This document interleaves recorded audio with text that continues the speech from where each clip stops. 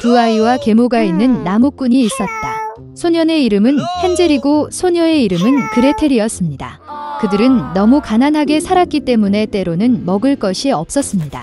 그리고 어느 날 저녁 그는 침대에 누워 아이들에게 어떻게 더 먹일지 고민했습니다. 그의 아내는 그에게 숲에서 아이를 낳고 불을 피우고 빵 한 조각을 주고 그곳에 남겨두라고 조언했습니다. 그러나 나무꾼은 동의하지 않았습니다. 그리고 그때까지 그의 아내는 그가 마침내 동의했다고 그를 설득했습니다. 그리고 배고픔 때문에 아이들도 잠을 잘 수 없었고 계모가 아버지에게 한 모든 것을 들었습니다. 그리고 그의 부모님이 잠이 들자 헨젤은 몰래 집에서 나왔습니다. 달이 밝게 빛나고 하얀 돌이 동전처럼 빛났다. 헨젤은 자신이 들어갈 수 있는 만큼 많은 돈을 챙겼습니다. 그런 다음 그는 집으로 돌아왔고 아이들은 잠자리에 들었습니다. 아침에 계모가 아이들에게 와서 각자 빵을 주고 모두 함께 숲으로 갔다. 도중에 헨젤은 흰 돌을 하나씩 던졌습니다. 그들이 개간지에 도착하자 아버지는 불을 피우기 시작했습니다. 그는 아이들에게 불 근처에 앉아 불이 나가지 않도록 하고 아이들과 계모는 더 많은 장작을 사러 가라고 명령했습니다. 그들은 안고 피곤하고 잠들었습니다. 아이들이 깨어났을 때 사방이 어두운 밤이었습니다. 그리고 한 달이 하늘에서 솟아오르자 헨젤은 여동생의 손을 잡고 동전처럼 반짝이는 자갈 사이로 길을 찾아 길을 보여주었습니다. 그들은 밤새도록 걸었고 새벽에 아버지 집에 왔습니다. 시간이 좀 지났습니다. 그리고 아이들은 어느 날 밤 새엄마가 어떻게 아버지에게 아이들을 없애달라고 애원하기 시작했는지 다시 들었습니다.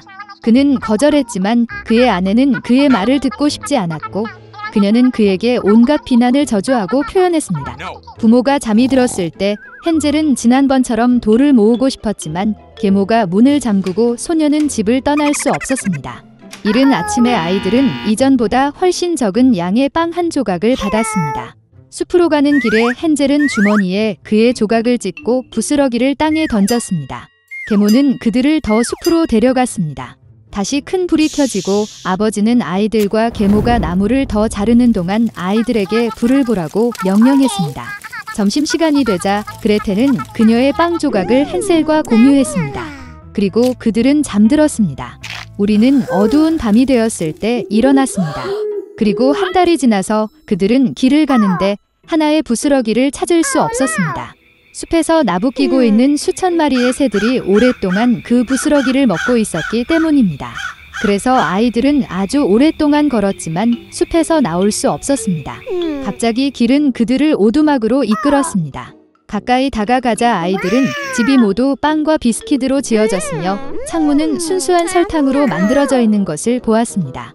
헨젤은 손을 뻗어 지붕을 부수고 그레텔은 창문으로 가서 창문을 갉아 먹기 시작했습니다. 그리고 오두막의 문이 활짝 열리자 늙은 여자가 목발에 기대어 나왔다. 헨젤과 그레텔은 너무 무서워서 손에서 맛있는 음식을 떨어뜨렸습니다. 그리고 노파는 친절했고 그들을 그녀의 오두막으로 초대했습니다.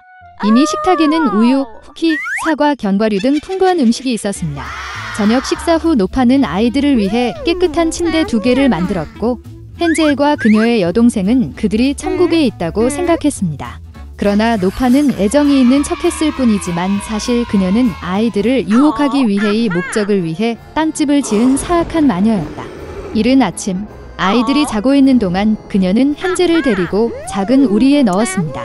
그리고 그녀는 언니에게 사악한 마녀가 그녀에게 요구하는 모든 것을 하도록 명령했습니다.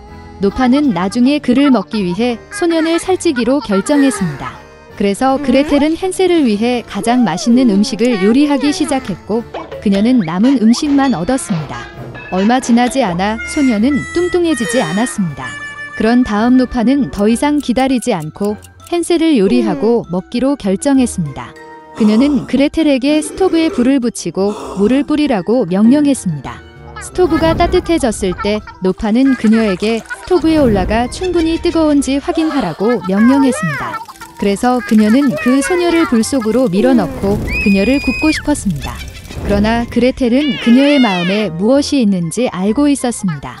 그녀는 거기에 들어가는 방법을 모른다고 말하고 마녀에게 자신을 보여달라고 요청했습니다.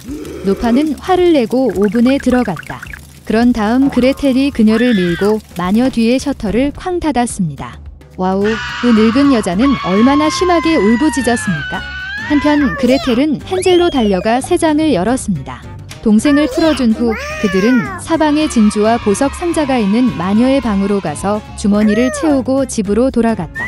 며칠 동안 아이들은 돌아오는 길을 찾고 있었습니다. 숲은 점점 더 친숙해졌고 마침내 그들은 멀리서 아버지의 집을 보았습니다. 그는 자녀들이 살아있는 것을 보고 얼마나 기뻤습니까? 헨젤과 그레텔은 마녀에게서 가져온 모든 진주와 보석을 바닥에 쏟아부었습니다. 음식에 대해 생각할 필요가 없었습니다. 그리고 그들은 살고 기뻐하기 시작했습니다. 그리고 아버지는 사악한 괴물을 집 밖으로 몰아냈습니다. 작은 생쥐가 한 숲에 살았습니다. 그는 매우 비겁했고 바람의 소음조차 두려워했습니다. 숲의 모든 동물들이 그를 비웃었습니다. 그러던 어느 날 작은 쥐는 그의 모든 의지를 주먹으로 모아 정글의 왕에게 갔다. 사자는 방금 저녁 식사를 마치고 그늘에서 조용히 졸고 있었고 큰 소리로 코를 골고 있었습니다. 쥐가 그에게 다가가 꼬리를 오르기 시작했습니다. 모든 동물들은 그가 무엇을 하고 있는지 궁금해했습니다. 작은 생쥐는 무서워했지만 눈치채지 않으려고 노력했습니다. 그는 사자 뒤쪽으로 올라갔고 중요한 표정으로 친구들 앞에 나타났습니다. 그리고 사자가 일어났습니다. 한 번의 움직임으로 그는 마우스를 땅에 던지고 위협적으로 으르렁거린다. 다른 모든 동물들은 매우 흥분했습니다. 그들은 사자가 쥐를 삼키려고 한다고 생각했습니다. 그러나 그 대신 사자는 그가 무엇을 하고 있는지 물었습니다. 그의 모든 의지를 주먹에 모아 쥐는 정글의 왕에게 그를 날개 아래로 데려가 달라고 요청하여 더 이상 누구나 아무것도 두려워하지 않게 했습니다. 그가 숲에서 가장 비겁한 동물이었기 때문입니다. 그리고 그 대가로 그는 그의 도움을 제공했습니다. 사자는 조용히 쥐의 말을 들었습니다. 그러나 그는 작은 쥐가 크고 강한 사자를 어떻게 도울 수 있는지 이해할 수 없었습니다. 처음에 그는 웃었다. 그리고 큰 포효와 함께 건방진 남자를 쫓아갔다. 쥐는 사자가 그를 먹지 않아서 즉시 도망쳤습니다. 다른 모든 동물들이 그를 뒤쫓았습니다. 시간이 흘렀습니다. 사자는 배가 고파서 사냥을 갔다. 그러나 그는 사냥꾼들이 놓은 함정을 눈치채지 못하고 그것에 빠졌습니다. 짐승의 왕은 사냥 그물에 걸려 공중에 매달렸다. 그는 그것을 벗어나려고 했지만 그것을 할 수 없었다. 그리고 사자는 정글의 왕이기 때문에 도움을 청할 수 없었습니다. 게다가 사냥꾼들은 그의 말을 들을 수 있었습니다. 동물들은 사자를 보았지만 아무도 감히 그에게 가까이 오지 않았습니다. 그리고 사자는 아무것도 하지 않고 운명을 믿기로 결정했습니다. 우연히 같은 작은 쥐가 근처에 있었습니다. 그물에 걸린 짐승의 왕을 본 그는 그를 돕기로 결정했습니다.